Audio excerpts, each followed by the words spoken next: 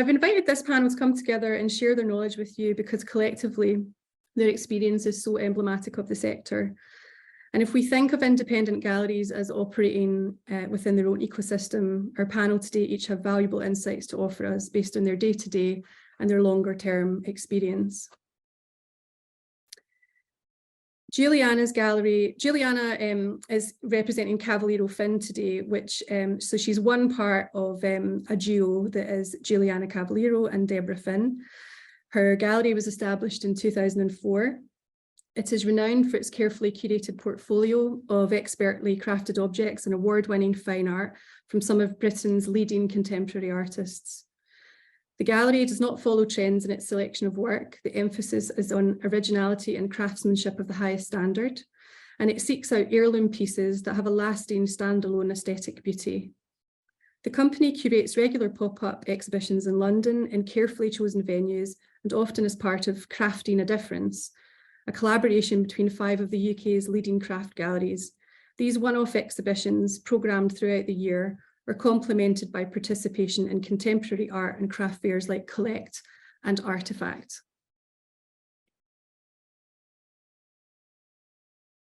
Frances Priest is based in Edinburgh and has over the past 20 years developed an internationally recognised practice with work represented in private collections across the globe and in UK public collections, including the Fitzwilliam Museum, the Victoria and Albert Museum and the National Museum of Scotland.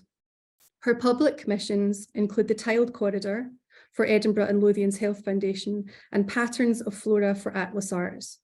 Her work has featured in numerous biennales and awards, and she's represented by Juliana's gallery, Cavaliero Finn. So it's a wonderful opportunity for us to hear about how things work from both aspects, as gallerist and practitioner are both here with us today. The image that you see there on the right is Frances's installation Imbrication, which is currently on display in Edinburgh at the RSA, and Frances was just mentioning to me earlier on that it's free entry on a Monday, so if any Edinburgh people today want to pop along, today is a great day to go and see that, and it's open until close of play tomorrow. Oscar Mitchell is here with us from Fels Gallery. Oscar and his co-director Finbar Conran are based in London. They established Fels to commission the latest in art and design. They collaborate with emerging and established creatives alike to showcase and celebrate new work. In a variety of gallery spaces and online, Fels present eclectic editions and one-off pieces from some of the most exciting artists, designers and studios working today, with all products available exclusively through Fels. By building a collaborative chain of varied practitioners, they introduce artists' work to wider networks of admirers, buyers and collectors to support the industry they love and the creatives they admire. So I'm just going to stop sharing the screen for a moment so that our 3 panelists can say hello and tell us actually what city they are zooming to us from today. Would you like to start, Frances? Oh, you're muted, sorry.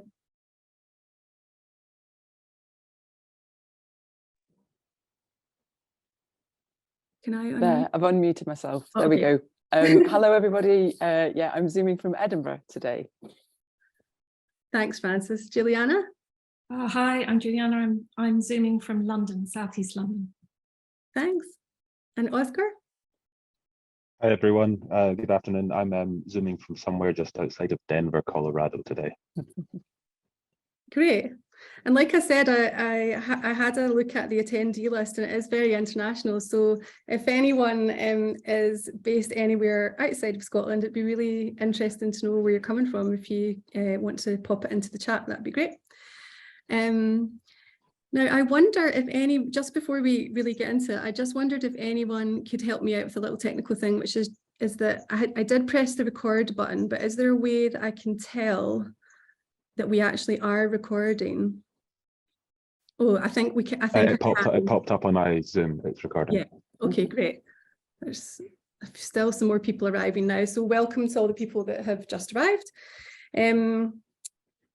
Just going to share my screen for a second.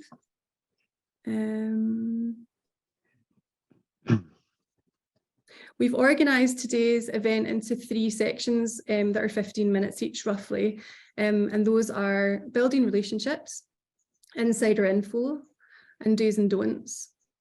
And so we're going to get started with the first one, which is building relationships. And I thought it'd be a really nice way to begin the event with Juliana. She's got the most experience as a gallerist, and it'd be really nice to hear a little bit about the model that you work with your gallery. Could you tell us a little bit about it? Yeah, sure. I've been working in the gallery world for over 30 years now, for a couple of big galleries in London, and then set up my business 19 years ago. And we started quite small. We started in my home. We showed objects with artworks on the wall, and we were kept it quite kind of almost like a salon art idea. And the idea is there's a relationship between the craft and the art, and that there's no distinction really. For us, it's all about fine art, not necessarily functional, aesthetic, beautiful, highly crafted pieces. And over the 19 years, we've started working with some incredible artists, most of them contemporary artists. And we're always looking for amazing venues. We've shown in a chapel, we've shown in manor houses, we've shown in an old factory. And we, of course, do art fairs, which are absolutely crucial, I think, to most galleries, actually. They're a big part of our world, really. And we can go on to that later. Thanks, Juliana. And Oscar, your gallery is relatively new, and we've talked before about how you might be doing things somewhat differently to maybe the traditional ways of doing things. Maybe you could tell us just a little bit about the model that you and Finn are developing with Fels. Yeah, of course. I mean, as you say, we are a very young gallery. We started in 2020 and only did our first show in 2021. But similar to Juliana, we're always on the lookout for new venues to pop up in. It's such a massive commitment to find a permanent space, and obviously that's something to look for eventually. But in the meantime, it's nice to kind of build an aesthetic around each venue that you find. And we look for kind of cohesive pieces of work that follow some kind of theme, always with a focus on highest quality finishing processes and material techniques, all within the kind of realm of functional design and contemporary design. Thanks, Oscar. Now, I think it's a really nice opportunity to hear from both a practitioner and a gallerist together. And Frances and Juliana and Deborah have been working together for quite some time now. Could you introduce us a little bit to how you met and tell us a little bit about how your relationship has progressed? Do you want me to start, Jules? Yeah. So I met the gallery at Collect Art Fair in 2018, and I was exhibiting with Craft Scotland in their showcase exhibition, and I had specifically applied to take part in that exhibition because I wanted to find a new gallery based in London to work with. And I was using it as partly as a means of research, so that I could actually, familiarise myself with galleries that were operating at Collect, and also maybe just to start a few conversations.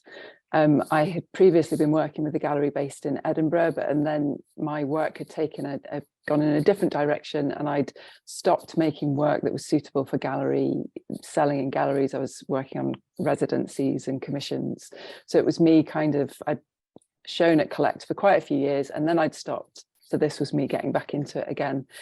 And there were a few galleries that I'd kind of been looking at and I was interested in, and Cavaliero Finn was definitely on the list. And whilst I didn't go there with the intention of kind of introducing myself at Collect, just through going around, I got into conversation with Juliana, and it was a good opportunity just to say, by the way, my work's on the Craft Scotland stand. So that was really how I first introduced myself to the gallery. Don't know if you want to take over, Jules. Yeah, so I mean, that is a really great way to kind of seeing work in an exhibition or in any kind of show is a really good way of discovering new artists. And I suppose every gallery is very different in their aesthetic. So I think if you're looking at galleries, you should have a look at their website, see what kind of work they're showing. And I think on looking at Frances's work straight away, I knew that she would be a great fit for us in terms of, I mean, there's no set way for galleries working with artists, but we are very interested in the narrative and the voice of the artist. And that's really important, that there is a unique voice, and her work just spoke to us. It's very much got a unique voice. Like I said before, you can see where she's coming from, the progression, the craftsmanship, the colors, it kind of had everything. So that was the beginning, really. And then we started the conversation, and here we are. We've been working together for several years successfully, and Frances's work is in quite a few museum collections. And, you know, our job as a gallery is to kind of, as well as show her work in the best way, is to actually think about where we can place her work in significant collections. So we're kind of like the mediator, we're bringing the market to the artist, and it's very important to us where we place artists' work, and that is their provenance, of course, and that's kind of allows them to think about where they price themselves and where they position themselves in the market. So I think I was quite lucky, because obviously my career was quite established at the point at which I made the approach to Cavaliero Finn. But thinking back a little bit to a kind of earlier stage in my career, when I was first graduating and trying to you know, get my work out there and get people to see the work, I actually worked for 5 years for a commercial gallery. And that was it was a part-time job. So not only did it fund my practice, but it also gave me a really good insight into the business of commercial galleries, and kind of saw it from both sides, I guess. And I found that to be an incredibly good grounding for then, you know, moving forward with my own business and my own practice. So that was a very useful kind of way to network. And I suppose when you're starting out, considering how you might start to build relationships is really important. And, you know, the cold call is probably not the way to go about it, and it would be the hardest thing to do.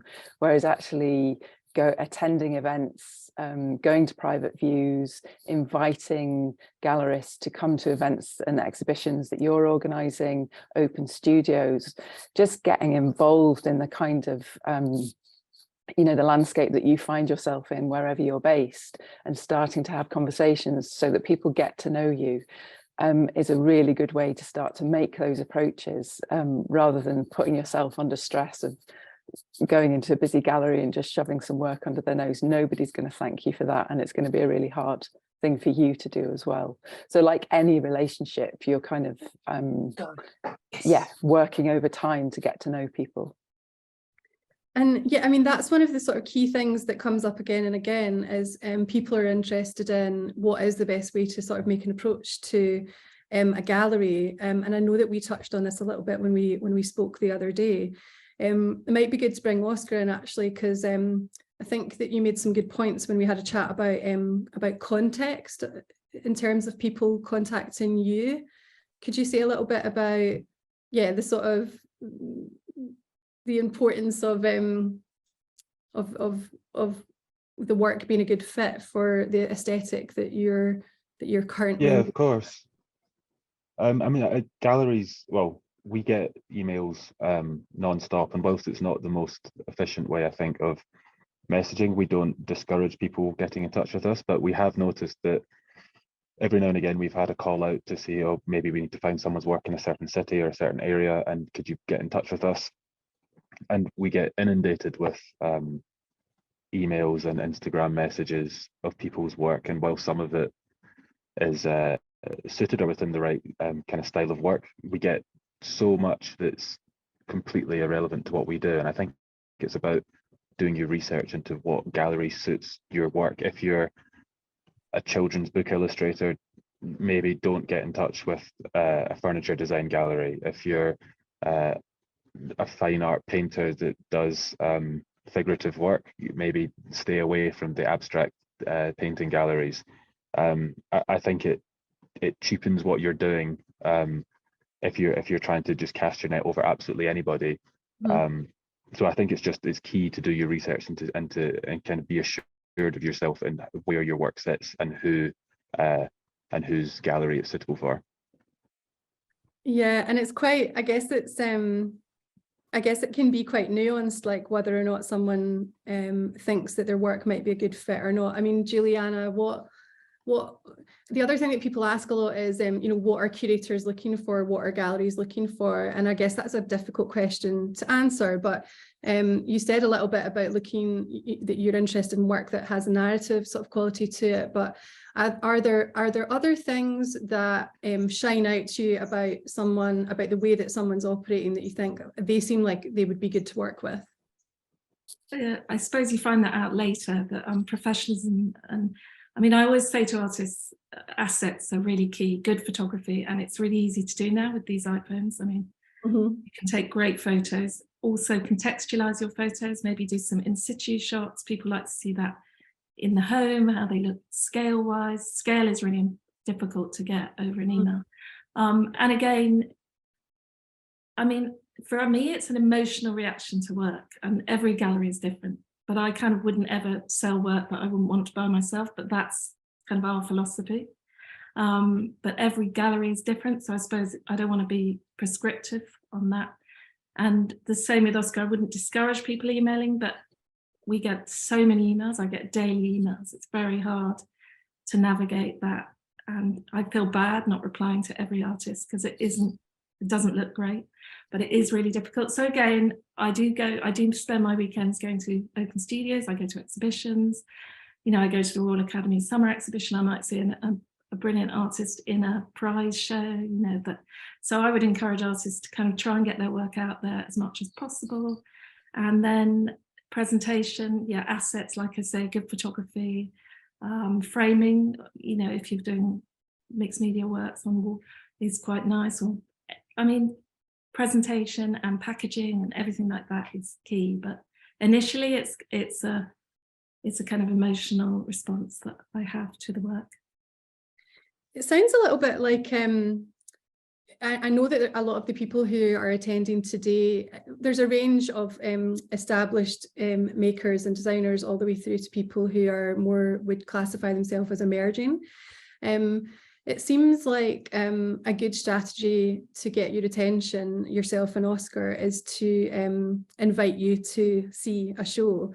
I wonder whether it might be quite a good strategy for more emerging groups of people who have a commonality of work to see if they could stage some sort of group show together and make those invitations to galleries as a way of sort of peer-to-peer collaborating to make an impact together.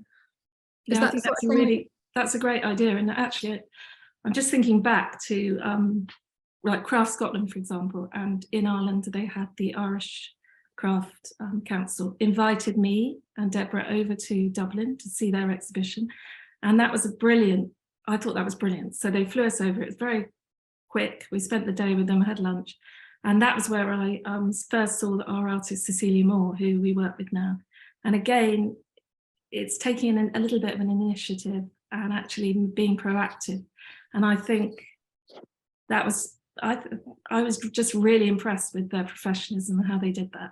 And again, now we're working with one of their artists, and we can cross promote. So again, collaboration is really key, because we're working with young artists. They're not selling their work for too much money. So we all have to work together and kind of present it as best as we can and give as much access as possible. And that's where these organisations like Craft Council and Craft Scotland and Design Ireland all come into play, really, and working with galleries and how we can come together, like the Arts Council and the British Council. They're such great organisations for bringing the arts together and uniting us really internationally. Yeah. Yeah, I would. I would absolutely agree in terms of collaboration. I think that particularly for pop-up shows for new artists and designers, I mean, everything aside, the space itself is often a very expensive thing. So even just covering costs in terms of collaboration, in terms of how promotion can work, having everyone involved, and that's a really good way of working. And also for networking, everyone has their own network to invite. And as you were saying, about a good way of getting to know people or getting people to come and see the work is about inviting people to come and see your work. People want to see work in real life far more than they want to see work online. Like, I mean, 2 years ago when we started, we were nervous in 2021 after all this, like the kind of the progression of online exhibitions and how they were modeled in 3D kind of gaming software, and they looked really, really slick. So when we did our first exhibition, we were a bit worried that it was going to be kind of irrelevant, but the feedback from that, and we felt it ourselves, was that people want to see work in real life. People want to be able to walk around it. People want to be able to kind of engage with it in its setting. So it's, and I'm kind of dipping back to what I'd said before as a kind of caveat about being suitable for a gallery. I mean, we're interested in seeing any work. So in being invited to any show, whether it's relevant to us or not, we like to go and see work regardless.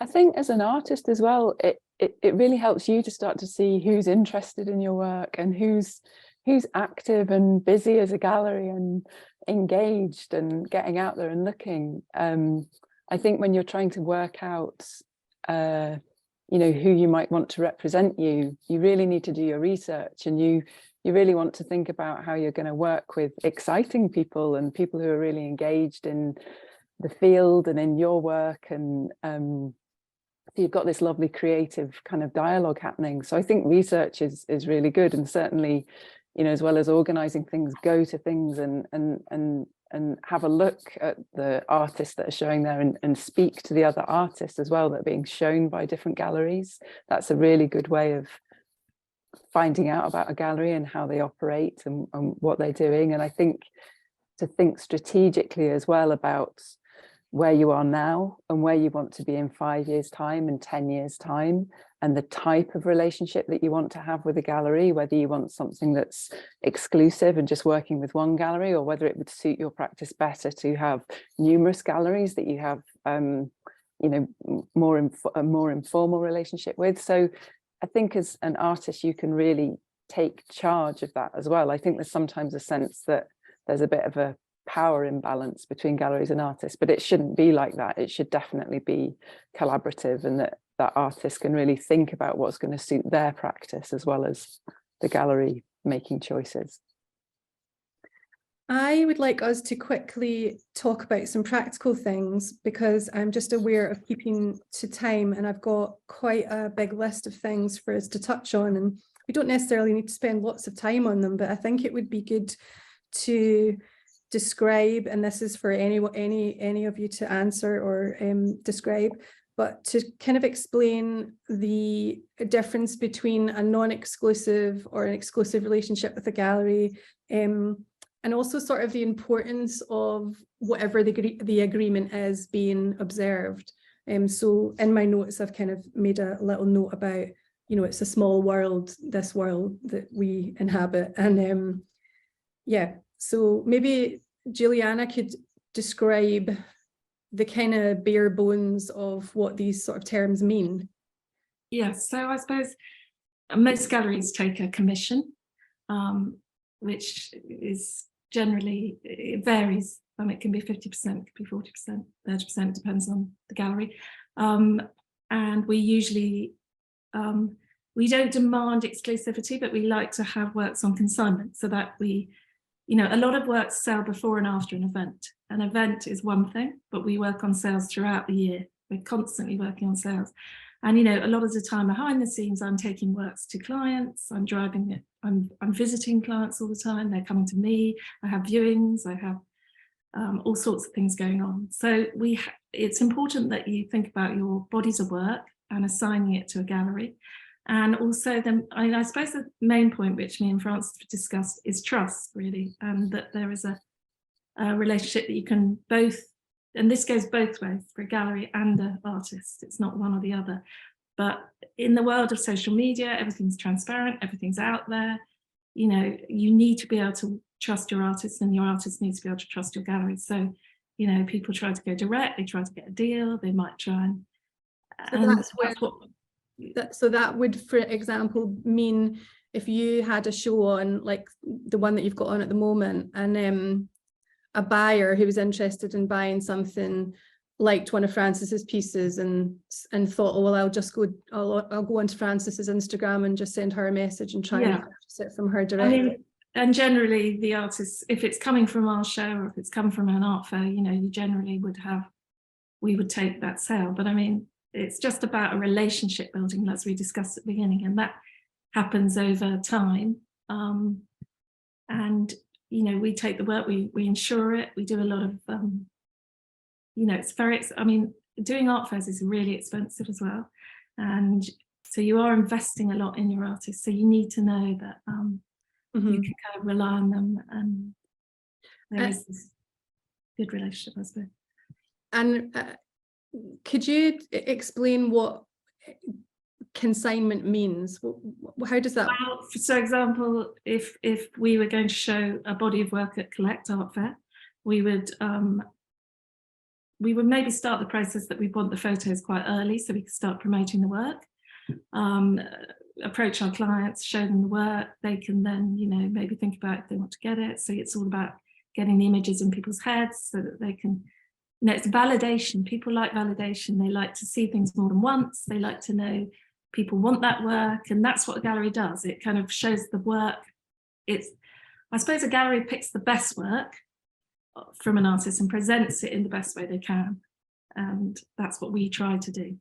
And so we'll take that work, we'll be able to sell it over 6 months. We usually minimum of 6 months to a year, in which we can work on trying to sell that work. So it's kind of in our presence, if you like. And then we draw up a contract saying we have this work for 6 months, and, you know, we insure it and we will show it, and then we'll try and sell it afterwards as well. Because some sales happen 6 months after a show or a year after a show. So it doesn't necessarily happen while you're showing. So I always say to artists, don't get discouraged if you don't sell straight away. Sometimes it can take a long time to get people to kind of take notice of an artist. Yeah, I've heard that we sometimes work on new product commissions for clients, and I've heard a statistic that people have to see something, an image of something that they're interested in, maybe 3 or 4 times before they really make up their mind about whether or not they're interested in purchasing, which is useful for us because it means that it is worth putting the same image on Instagram a number of times. And also pricing is key. Keep your prices consistent, because you can't go, I always say to artists, you can't really go down, but you can always go up. So it's always good to get some sales under your belt, if you like. You know, selling is great, you get a good buzz, and then you can always move your prices up gently as demand increases. But I always would be wary of putting prices up too high, because it's very hard to come down. Okay. So, and also be consistent across the board with your pricing. So if someone comes to your studio, maybe keep the pricing similar. I mean, that's if you're working with galleries, you know, and you're working with a gallery and your prices are published somewhere. I think it's important to think about that. Okay. And do you have anything to add to that, Oscar? Yeah, I was going to just jump in and maybe backtrack a little bit. You said something really important there, Juliana, about trust being important. I think that is such a key thing to do with relationships with artists and galleries. And it's kind of knowing how much an artist does for the gallery and knowing how much a gallery does for the artist. And it's yeah, it's about having a relationship there, which is built on trust, and then going to kind of consignments and commissioning work. It's I don't think there's any one key way that it all works. We have different arrangements with different people, and again, it's built on trust. If we have a relationship with a designer we work with a lot of times, we don't necessarily need to have a very kind of official contract. We have an agreement that we might look after their work for 6 months or something, and that's how we try and sell it. And then after the end of the 6 months, we say, okay, we've had some interest in it, can we hold on to it for another couple of months, and then we'll see if we can sell that way. And then conversely, with new artists that we work with, sometimes, and quite rightly, they don't have as much trust in us yet, so they want a more official consignment agreement, where we can kind of lay out our terms, our contract, and sell that way. But yes, I think Juliana touched on it very briefly with the things that galleries will do for artists. I think when we spoke last time, it was our job is to do the admin that artists and designers don't want to do or shouldn't have to do, really. In times, their job is to make the work, and our job is to do everything to sell it. And I've got a little note here, must mention VAT. Who wants to tackle really quickly the VAT?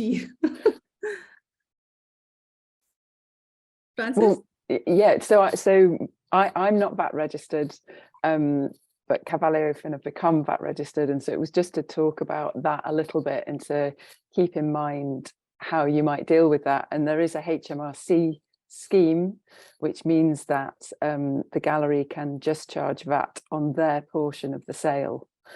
So that's something to bear in mind. But obviously, if the gallery isn't VAT registered, then you don't need to worry about that at all. And if you're VAT registered, then that's a different arrangement again. But just to flag that up, I'd like to say something about the commission that you pay a gallery. Yeah.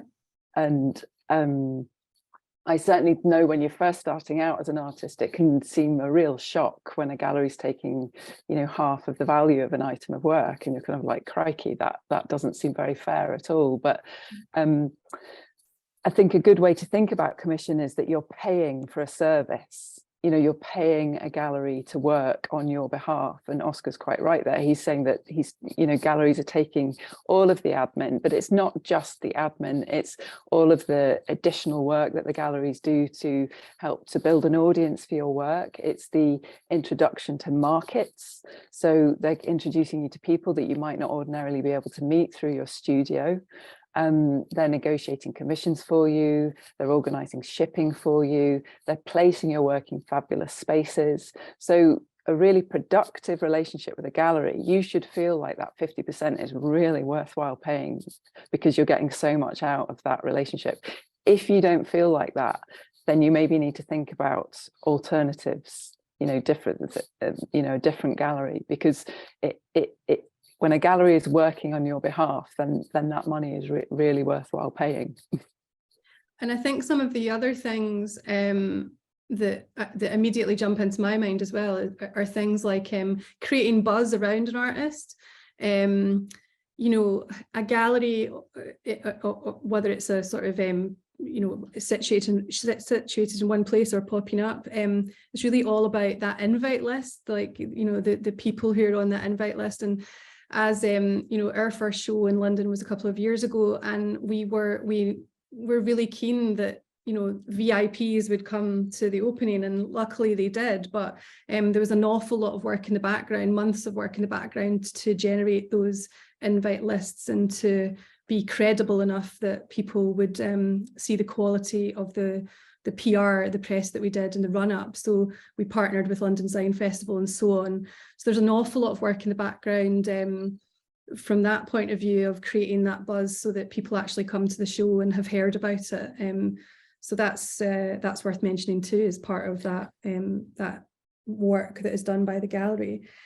The galleries have a vested interest in the growth of your practice, because they're going to be able to sell more of your work, and so they have an overview of your work, and they're a really great sounding board as well. So they're also people that you can go to for conversations about the direction of travel with your work, or opportunities that maybe have come up, so that you can have this really productive, creative dialogue that can kind of support you to move forward as an artist as well. So I'm just a wee bit aware of time, but I've got some things here that I think would be really good to just really quickly kind of run through before we go on to the next section. And that was to do with just as people who are sort of really industry insiders in this context, what are the sort of red flags that people should maybe watch out for? So this is, we've got a note of this on our notes underneath contracts in the first part. So, for example,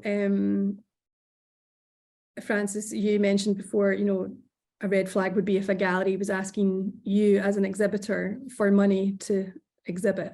That would be a massive red flag for me. I mean, I think, you are paying a commission, so that's on sales, that's coming off. But if a gallery is looking for you to put money up front, then definitely don't go there. You're making the work, you're photographing your work, you're getting the work to the gallery. So you're doing your share. So that would be a huge question mark for me. Yeah, I think in the music business, it's known as like pay to play. It would be the kind of version. Maybe just worth mentioning as well that Juliana, you used the term nail to nail for the subject of storage and transport. Can you explain what that means? Just kind of when you have in a consignment, when we're consigning work, we state that we'll ensure it nail to nail. So from the nail on our wall to the nail in the exhibition. It's just a term really that I've used. But so we are responsible for ensuring the work, and if something happens to it, well, we've got it, we will claim for that. And generally, if we are selling work, we do sell a lot internationally, and so we generally cover all the shipping in terms of the client might pay, but we deal with all that. We wouldn't expect the artist to be arranging all the shipping of their work if we've sold a piece. So, there's a few little things. There's lots of things galleries do that, can be time consuming and complicated, particularly with Brexit and international paperwork. There's a huge amount of kind of admin that galleries have to kind of cover as well. And we take care of. So in a sense, the artist they just concentrate on working and making.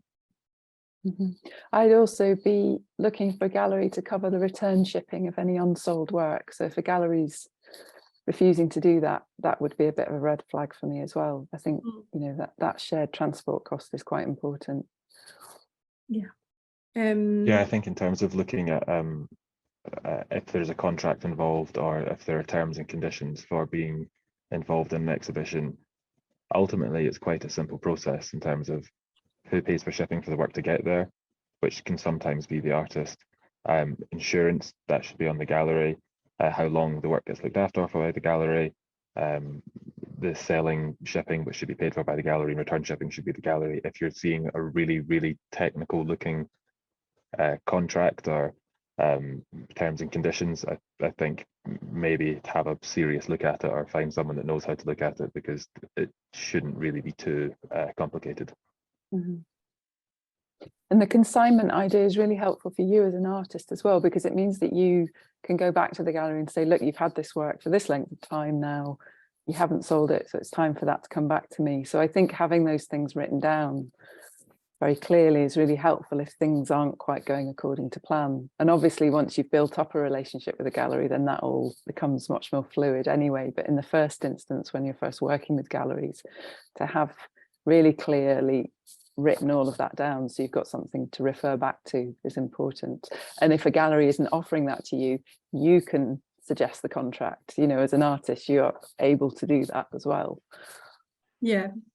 And I guess in terms of turning things around to the other perspective of the maker sending things to their gallerist, what are the sort of things that make your heart sing when you're working with a designer or a maker? This is for Oscar or Juliana. What are the sort of things that you love to see and that you... packaging, great packaging. Love good it. Good packaging. Francis's packaging makes my heart sing.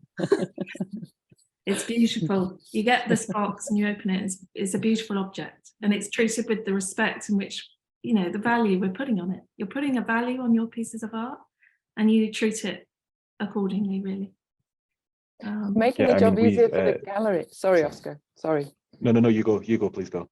I was just going to say, you're making the job easy for the gallery, but you also need to remember that the packaging is the first encounter the collector is going to have with your work. So you really want them to enjoy the whole process of engaging with your work. And so that starts with the box that arrives in, as well as making it easier for the gallery. And if you don't give us that, we will try and repackage it. We always present our artists' work very beautifully. We always give them information about the artists. We sometimes have a catalogue. So any information you can give your gallerist is really important, because I think where you've shown, where you've exhibited is really important to us too, because again, it adds value to your work. So get your work out as far and wide as you can, and it just helps with your, we call it provenance, it helps with where your work started. You know, I'd like to hop in on packaging. Sorry. I just like to hop in a little bit on packaging before we move too far away from it. In terms of, I think when we're receiving work, the safety of the work is key initially. So lots of bubble, lots of blankets, lots of cardboard inside. If it's in a wooden crate, then perfect. Safety, yeah, key to begin with. But if we're doing pop-up shows, we need to store our packaging before we repackage it to put into storage afterwards. So it's really, really helpful for us if it comes in something that we can reassemble easily, rather than kind of taping some kind of hybrid cardboard bubble wrap monster together. Yeah, I think it makes our job a lot easier, and it's yeah, it looks good on you. Yeah, that's a really good We might point. get someone ring us up in the morning and say we want to come and view a piece of art this afternoon. So it's really helpful to just go and get it, you know, have it all accessible. And, you know, there's a lot of these things that are happening all the time that maybe people aren't aware of. Yeah, and I think, you know, one of the things that I love if I'm working on a group show is if different designers have really almost like color coded their packaging. Like if someone just happens to have used green tape or orange tape or tissue paper or clearly just stuck big A4 sheets all over everything, so that when I put everyone's packaging away and hide it somewhere before the show happens, afterwards, when it's time a week or two later to put it all back together, you can think, oh no, that goes with that work and that goes with that work. It's amazing how a mountain of bubble wrap all just looks like the same. It could be from the same person. And it might sound obvious, but if it's even if it's in a crate, bubble wrap it so there's no motion inside it. We've had an issue recently where we were shipping some work in from Europe, and a glass object was packaged in a wooden crate with no support inside. So no matter how careful any courier or art handler is, that it's going to smash, which it obviously did. So just, yeah, it seems obvious. If you've got a glass object in a wooden box, secure it inside in some way, please. Okay, well, that takes us to, we're doing fairly well with time. We've got 10 minutes left, but really we need 15. So let's see how we get on. We might cut in a little bit to the Q&A. Part 3 is do's and don'ts. So feel free, all three of you, just to chip in as we're going along. Now, let's start with Juliana. This is about, I've made a little note about approaching dealers or approaching gallerists at an art fair. What's your opinion on that? Oh, I find it really hard because we're trying to sell the work, and then you might have an artist approach you, and it's just we're so busy, and it's probably not a good time to approach an artist. Maybe go pick up some information about the gallery there, get a sense of the art that they're showing, and then maybe wait for a really quiet period in between fairs to approach the gallery, because then we can kind of give it our full attention. Yeah. Oscar, I know that you have strong feelings about length of artists' bios. Yeah, passionate about artist bios. I think they're so important. Every artist or designer needs to have a bio that outlines what they do, who they are, maybe what their background is. I get a bit annoyed when they're really, really, really long artist bios, or if the artist has written one themselves and embellishing it with adjectives or like likenesses to other works within their bio. I think strip that back entirely. Give the gallery, whoever you're working with, the bare bones of what you do, what your practice is, what your process is, what your materiality is, and allow the gallery or whoever you're working with to then embellish it themselves how they see, so they can describe your work for you. I think a paragraph, well, for me, I think it's different for people, but for me, I like to see a bio that says name, practice, maybe the history of how you've worked, and what your materiality and processes are now. Maybe it would be useful for me to check in with you guys after the event, and I could create some sort of like template, and I could maybe put that up as a resource on the Local Heroes website, just a sort of guide to an ideal amount of information and what to leave out and what to make sure that you include. Yeah, I can give a quick example of something recently. I won't say who's or what it was, but somebody had mentioned in their bio, and they'd referred to themselves as an industry leader in whatever their technique was, and I think that's not for the artist to say about themselves. I think say you've been working in glass or woodworking for 30 years, so, and then allow the gallery to then say in their promotion that you're an industry leader. Okay. And you touched on materiality there, which made me think about photography. So Francis, you all have a really big range of different types of shots. Can you tell us a little bit about the sort of do's and don'ts of photography, because it's something that you do so well? Yeah, it's something that I've always invested in, and you know, I guess the way to think about it is if you're trying to promote your work, you know, you might put money into advertising, you might put it into PR. For me, I put it into photography, because then I think everything follows on from that. It's really useful for galleries. It's images that get you into magazines. It's images that people see of your work, and it's also then the record of what you've created as well. So it's then your archive. So I think it's money that's incredibly well spent, and I think it's essential.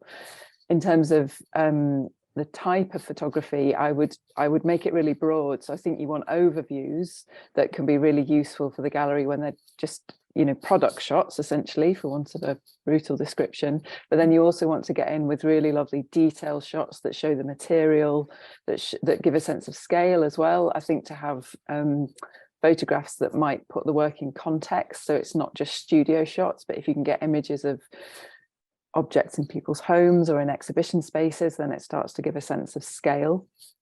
Having great portraits as well, unfortunately, I think is really important, and I know that we all hate having our photograph taken, but I think it really helps, and you can be inventive with that as well, and it doesn't always have to be, you know, a straight on portrait. Getting a photographer into your studio to get some portraits of you at work, and then also images of process, images of your studio space, all of that really helps to kind of tell a story and is really useful for galleries, but also again for magazines as well. And build that into the artist price for your work. You know, that is a cost that comes with making work. You can't really sell work now if you don't have an image of it, because so much is done online. So you have to build that in to your costs, like you would build in the cost of materials or the cost of your studio, cost of shipping. I think cost of photography goes into that artist price. Absolutely, yeah, because in lockdown we sold so much online, and it was the good images that really helped. And if we're doing a card, you know, if we get a really great image from an artist, they often get the prime position on our invite. So it all pays off in the end, and I think it's so crucial as well if you get that to your gallery early, because then you get that lead time. So many magazines, they want something 6 months before. So, you know, not everyone would have made the work, but you might have an older piece that you could use, or a photo that's more of an example. So I just think assets are really key. And I think print's coming back a little bit as well. So I think making sure you've got high res images is good again. It's, you know, they're not just going onto social media. Yeah, and I think you know, the good thing about having detail shots as well is that for gallerists like Oscar and Juliana, if they're seeing your work on Instagram, if you can be as descriptive as possible about the work, then you're able to sort of understand what the materials are with a bit more specificity. Than, like Oscar, you were saying, you know, it can be frustrating when you see an image of something and you think, well, what sort of timber is that made out of? Like, in order to sort of assess the craftsmanship or the value.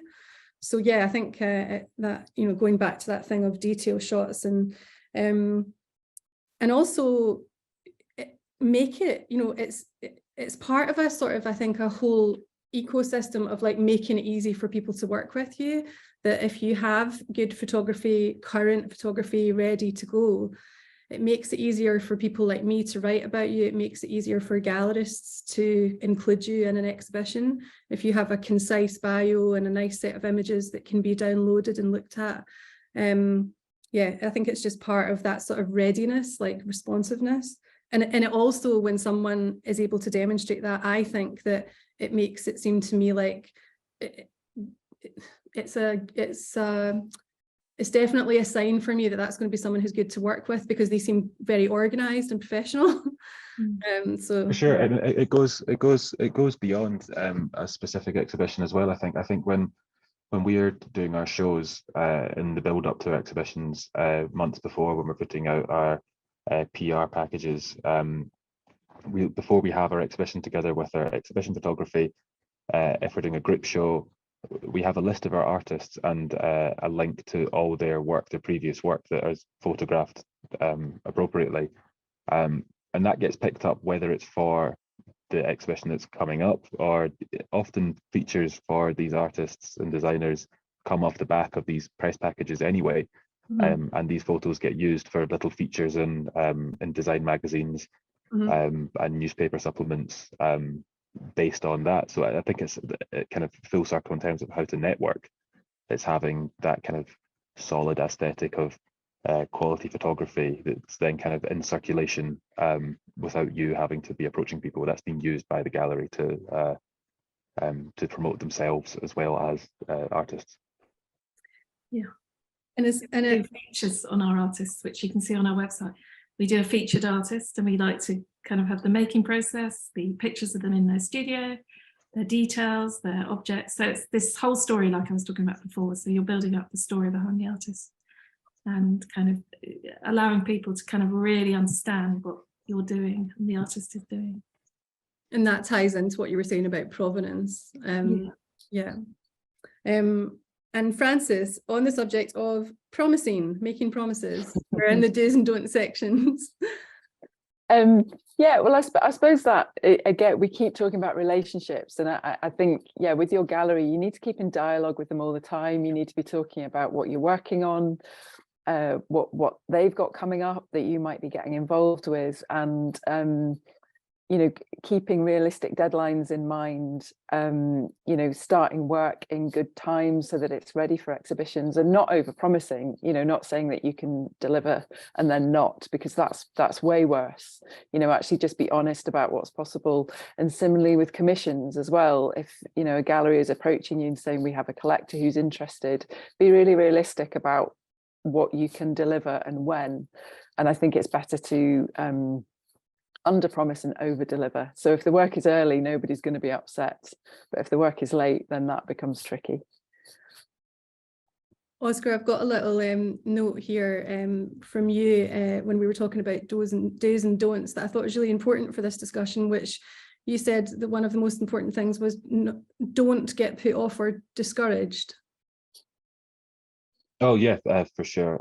I think that kind of relates to getting in touch with galleries. And if you can't meet people in real life, if you can't go to a show, if you can't introduce yourself, and if you are emailing or if you are messaging on Instagram or something, I think if you're not being responded to, it's not necessarily that it's the work's not suitable or someone doesn't like the work.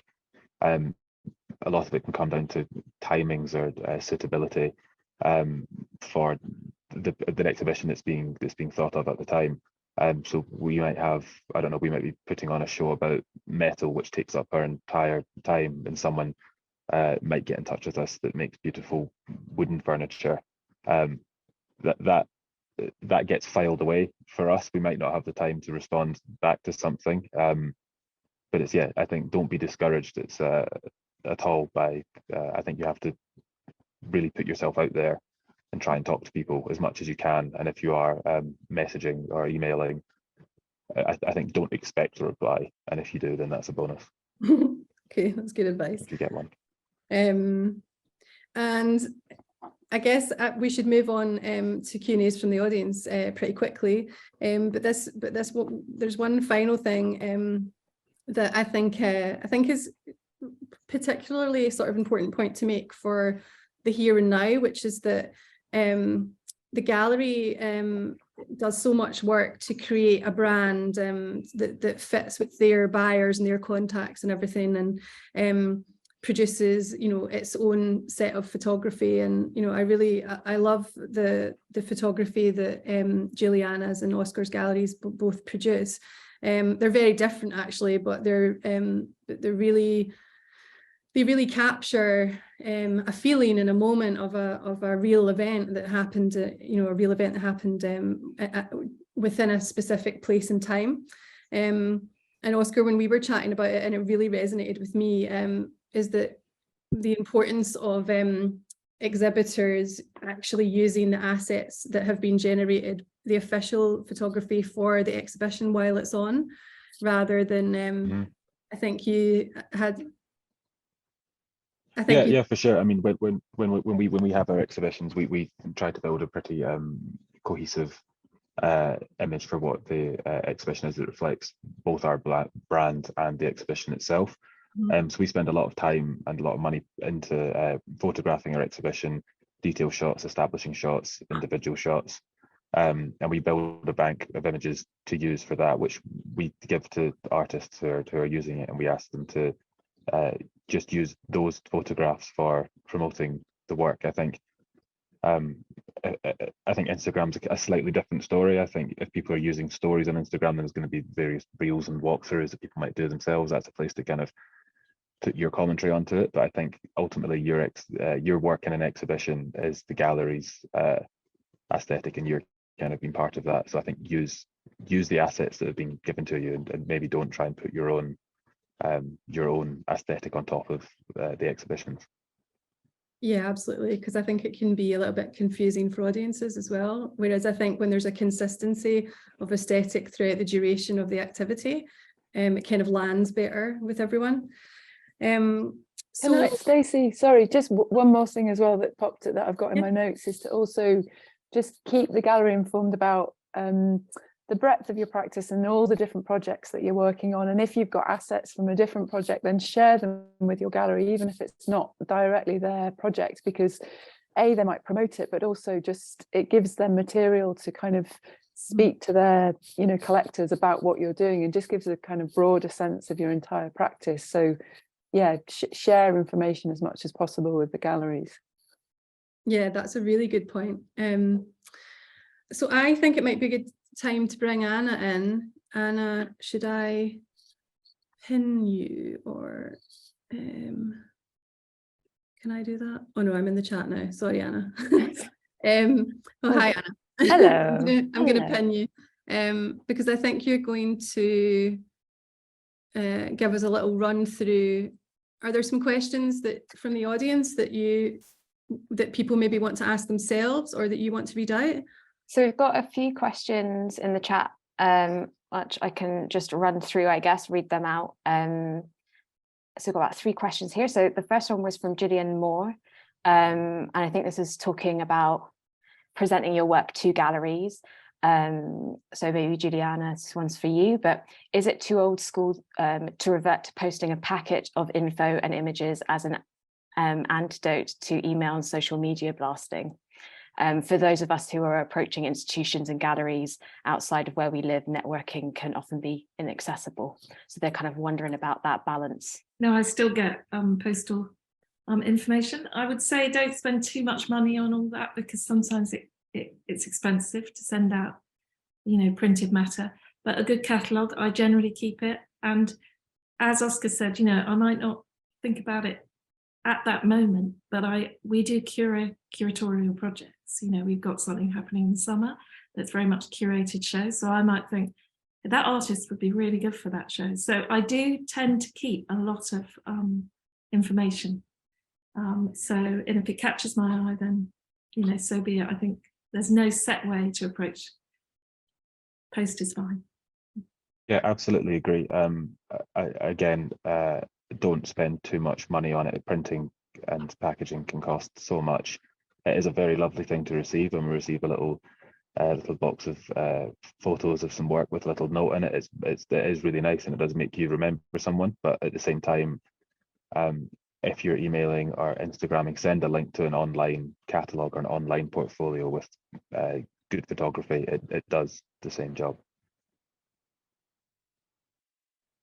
Great, thank you both for those answers. We've got another one here from Matthew Warburton, who is asking very specifically, would you referred to consignment as sale or return contract? Yeah, generally, because if you're not Yes. buying the work and you're not owning it as stock, then you are sell and return. Great, so that's a nice little definition for everyone. And also a recommendation from Matthew as well, just to say that meetthymaker.co.uk is a good place to check out. I'll pop it into the chat in a minute. If you're looking to find galleries by material and location and kind of get more specific about what they're offering. Well, thanks. Can I just say, Anna, as well, that Juliana mentioned a similar organisation that people can put their work, or they can put their work forward for consideration to, and I think you said it was called Discerning Eye. Well, there's lots of sort of prizes that happen around the country that are quite good to enter. So Discerning Eye is just one of them. It's on at the Mall Galleries in London, and it's a bit like the summer exhibition. It's selected. But if you get your work in there, it can bring you a lot of sales. And I always encourage people, if it's not too expensive, then to try and get your work into these kind of selected panel shows, because they can be really good exposure. And they often do catalogues, they do really good social media. And that can be, I've found some of our artists that way. It's a good platform. Do you think I could follow up with you and make a list of those and circulate that? Okay, great. I think that'd be really helpful. Sorry, Anna, go for it. We've just had a flurry of questions come in, so I'm just having a look now. We've got one from Natalie Wood that's asking, does any artist's social media affect if you work with them? So how, I guess it's that representation, isn't it? Do you really judge on the social media of an artist?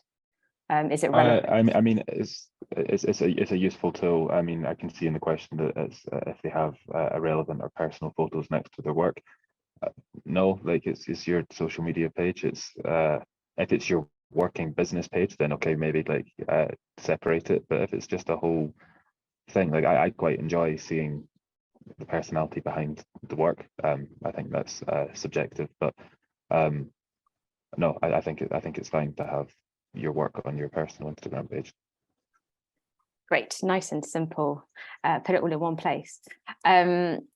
Is consignment, sale, or return the norm for galleries representing makers? Is another question that I have. It kind of varies. Yes. I mean, sometimes if we guarantee sales, sometimes we have artists that we sell a lot more of, so we might buy some stock. Otherwise, generally consignment, sell and return. It kind of varies from artist to artist, depending on how much their work is in demand, I suppose. Brilliant, thank you. Again, they're coming in thick and fast now. At what point does a gallery represent someone in terms of paying for pieces to be made? Asking as a designer, not necessarily as a maker, so I don't have the space resource to make things myself. Would that be Oscar? Could try Oscar. I mean, we are we are a very young gallery, and we don't have like a big kind of financial backing in order to commission work before it gets sold. For me, that seems like it's something that maybe happens with like the big established galleries, like your Carpenter's Workshop galleries will pay to have like a big collection of, I don't know, granite, marble desks made for their specific show. I think that's for the very high-end galleries. Yeah, I mean, we've started working with interior designers, and we will broker that commission, and it's very much about if they want to commission, we have to get some money up front in which to kind of solidify that commission so that the artist doesn't lose out, because commissions can be tricky. So I suppose that's the role of the gallery, to kind of broker that and to kind of make it as straightforward as possible, because with commissions you don't know what the end result's going to necessarily be like. So if an artist is going to be making something specially, they need to have some kind of financial backup, I suppose. Brilliant. Thank you. There's another question here on social media, and if an artist doesn't have social media, would you engage with the artist? I guess that's a general for the panel. How you would feel. I think artists very often, in the past, no one had social media, so it's a relatively new thing. So people worry about it. It doesn't affect the work. Yeah, it's fine. It makes it slightly less accessible to see it, but I mean that's our job as curators and gallerists is to find the people that aren't there as well. Brilliant. Thanks both for that one. I've got 3 more questions here and one that's just come in. So how often do the speakers go to trade fairs like BCTF? I go quite. I don't sorry. You go. I go to all the big art fairs in London and in Belgium, like Collectible Art Fair. There, Collect in London, Frieze, Artifact. I go to all of them. That trade fairs, maybe less so, but the art fairs and design fairs, most of them when I can. Brilliant. Do you recommend a courier for transporting art? Is there a recommended courier? I think someone's asking for transporting we use art. lots of different couriers. It's always good to have a variety of couriers on hand, because we always get quotes, so we need to get a variety of quotes. We have a good one called Pack and Send, but it's a franchise, so it kind of varies according to where you live. But yeah, it's kind of trial and error sometimes. You get your trustworthy couriers. I'd recommend Aardvark in the UK if you're moving artwork up and down the country. They do a regular run between Scotland and the south of England, and they look after the work very well, and they're very reasonably priced and really reliable. The only thing is they're not very flexible on timing, so you have to work with their, it's like a shuttle run. But that would be my recommendation in the UK. Thank you. Oh, sorry, go ahead. I was just going to add to that to say that depending on the situation and how far it's traveling and stuff like that, I would recommend that makers speak to colleagues in the same industry as them, peers, especially if you're using someone sort of local. It's really good to have like a really recent personal recommendation from someone. Especially if the person might be involved in helping to install or anything like that as well. I've had some not great experiences in the past with couriers, and I think that really I should have, because it was a group show, I should have maybe done a bit more due diligence with the group and asked all the individual designers what they thought about the choice of who we were using. Possibly I was just a bit unlucky, but yeah, I would just say it's really worth, if you're spending quite a lot of money on it, making sure that you really have a bit of belief in who is going to be moving it, especially if they're going to be involved with unpacking it at the other end or installing it. EBIS are very good for international shipping, but they're not a cheap option, but they're very reliable, so they're a good company to look at, EBIS. And I use Royal Mail actually for small online deliveries, next day special delivery. I find it really good, because some of those Hermes, I don't know, I've had bad experiences, but Royal Mail special delivery next day is pretty efficient as far as I can, for small, easily packed items. Brilliant. Thank you for your answers. We'll probably have to get those noted down. And we've got a few more questions. How to navigate commercial design work and one-off pieces of artwork.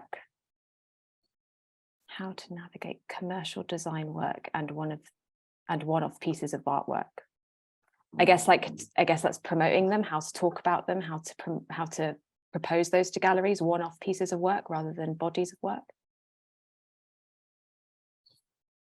I suppose you could have your bread and butter, which maybe is your more commercial range, and then your one-off pieces that are more, you could maybe charge more for. I think it varies for an artist, but I would always say it's difficult to make a living. So maybe if you have some smaller items that you can sell quite quickly, easily from your studio, that could bring you some money. And then a gallery works with your more one-off objects. But again, there's got to be a differentiation. I think cohesive pricing as well, and I think it's worth talking to peers or people that you're maybe thinking of selling to in terms of what a price point is. If you price something lower, it's obviously more accessible, but then does it cheapen what you do? If you price something higher, harder to sell, but you can sell less of them for it to work. I think it's about finding the right balance and talk to peers who are artists and designers that are selling already, or even people like us. Like, I'm happy to discuss pricing for stuff. Yeah, I think it's okay. Additions are quite good, aren't they? An addition, because you can sell quantity for less, but you can make a lot of money. So I always say to an artist, you know, if you do an edition of 30 or 50 of something, you could sell more, you could keep it, your price is lower, but you could sell more quantity. So it's quite good to kind of vary your product a bit. I think it's completely fine to have different aspects to your work. I think it's just about keeping them very clear. And, you know, certain aspects of your work might not be suitable for a gallery. It might be that you're working you know, with an agent possibly, or with an interior designer, and you know, you're going to have a very different pricing structure for that kind of work to the work that you're selling through a gallery. But I think, again, consistency of pricing, so you're not undermining any aspect of your work, is really important to think about. Absolutely. Great bits of advice there. And this kind of leads on to this next question. What is the best practice when approaching larger gallery spaces with gift shops? Are you more likely to treat this like a retail relationship, or find these buyers at trade shows, or is it more effective to approach directly? Like, how do you kind of navigate that approach specifically? I mean, I have no dealings with big gallery spaces that have gift shops, but I would imagine that that's more of a retail relationship. We've had conversations with the Edit store at Tate before, and that's certainly run, I mean, that is kind of set up as an additions space, but that is run as a retail shop by a separate team. In my experience,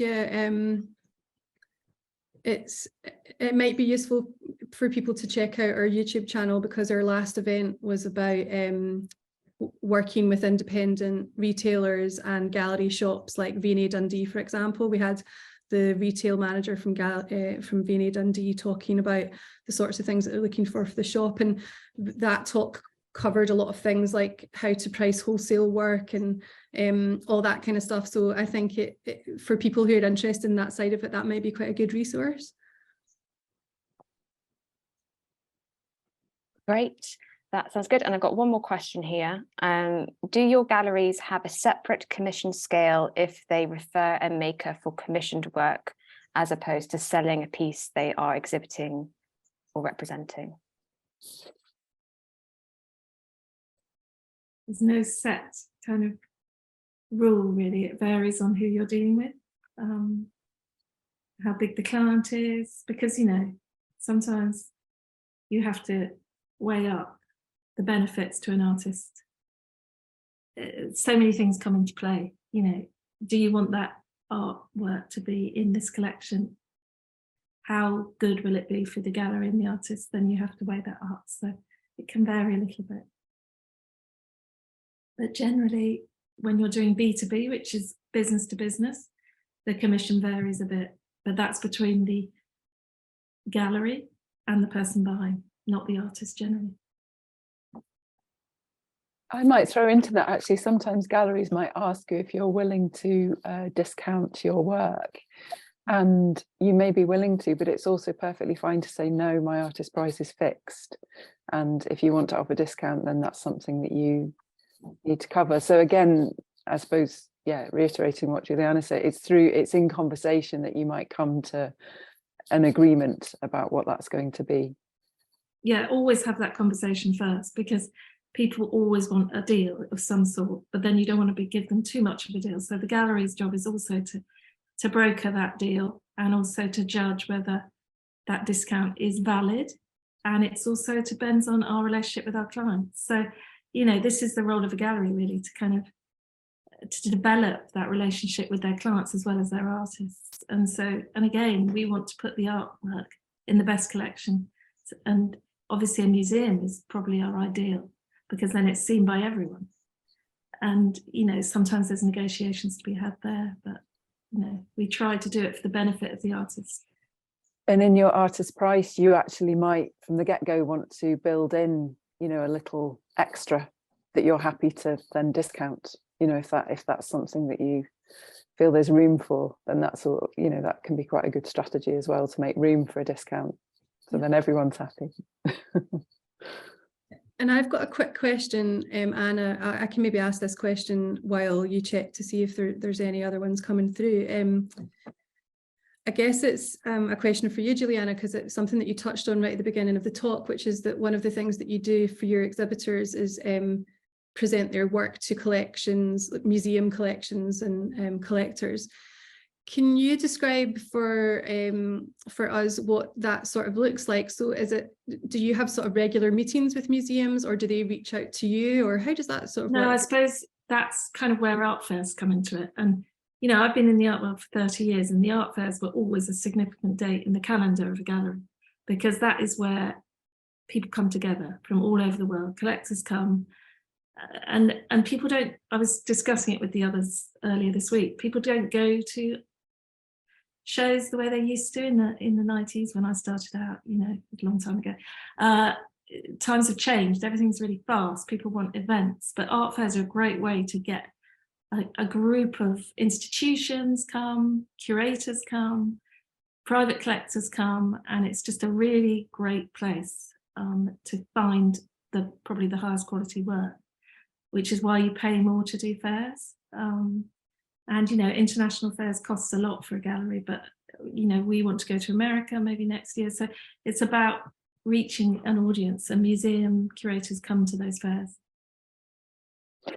And I'm going to throw in that, going back to what was mentioned earlier about networking, and if you're in a, you know, rural location, or you can't kind of access a network quite so easily for whatever reason, art fairs are a really good investment to go as a visitor, you know, and spend a couple of days there. You can get loads done in terms of researching galleries, meeting other artists, looking at work, and also there's all these really interesting people there that you may get into a chance conversation with over a cup of tea. So if you're looking to find a way to network effectively, and it's not something you can do on a weekly basis, going to exhibition openings, then that's a good thing to think of. Thanks, Frances. That's a really good point. It might be worth mentioning as well, I don't know when it's going to be scheduled, but our next event that we're going to do as part of this series, it's not quite the art fair, but we're going to be taking a look at international trade fairs, trade shows. Maybe we'll have a section on art fair as part of that. So we're going to be doing that at some point, probably within the next 6 months. So people can sort of stay tuned, and that what we're going to try to cover with that event is in a similar kind of format to this, but we're going to have experts help people assess what sort of fairs are a good fit for their work, and help people to do that sort of short-term and longer-term planning as part of their career development. So Anna, anything to add from the Q&A? There's one more question that's kind of a generalized one, because we've had a similar question from a few people. Do the panel have any recommendations on textile or design galleries in Scotland, and kind of away from London, I guess, or where in the UK is the best place to find those galleries? And those are the general questions. Well, unfortunately, there aren't a lot of galleries in Scotland. That's one of the reasons that I started Local Heroes, was to try and sort of fill a gap somewhat. But there are organisations that specialise in textiles that would be worth having a look at. But I think probably the one that springs to mind really is Dovecot in Edinburgh in terms of textiles. They have some real textile experts as part of their curatorial team. They're known for weaving, of course, but they have a strong textile thread run. A bit of a pun there, saying thread. Sorry. They have a strong kind of thread running through their programme of exhibitions that's textile led. Frances, you might have something to add to that. Yeah, I suppose I was thinking about Scotland. I think Scotland's exciting because there's lots of independent curators with their own projects on the go. So Local Heroes, you've got Design Exhibition Scotland, you've got Panel in Glasgow, Five Contemporary are doing lots of really exciting things. I'm sure I'm missing people out there, but I think maybe in Scotland it isn't necessarily specifically about, you know, commercial gallery spaces. So that's an exciting thing about Scotland. And we've got Bard that's just opened down in at Custom Lane, and then Custom Lane itself as a space as well. So I think maybe there's a vibrancy to what goes on in Scotland that means that it's not necessarily just materials led, but it might be ideas led. So that means, for me, I think that's really exciting, because you'll get work being cross-referenced rather than just saying all we do is textiles. So yeah, that feels like a positive, and like there's lots of opportunities there. Thanks, Frances. That's a really nice, positive way to to bring, I think, our discussion to some sort of close. Unless there's anything else that any of our speakers want to let people know about, anything that's coming up, or Anna, is there anything else from the chat that needs to be addressed? No, okay. So if there isn't anything else to add, I would just like to thank you all so much for being such great speakers and being really generous with your time, and for meeting me before this event too, to have a run through. It's just sort of priceless, kind of valuable information for people, and that's what this event series is about, is trying to demystify structures that seem to be maybe something that happens behind closed doors. So hopefully we've unearthed some sort of interesting things with this talk. We will edit the recording, and we will eventually post it up. So I will email attendees with the link when we do so. And yeah, please join me in sending your thanks to our speakers, and stay in touch. Thank you very much.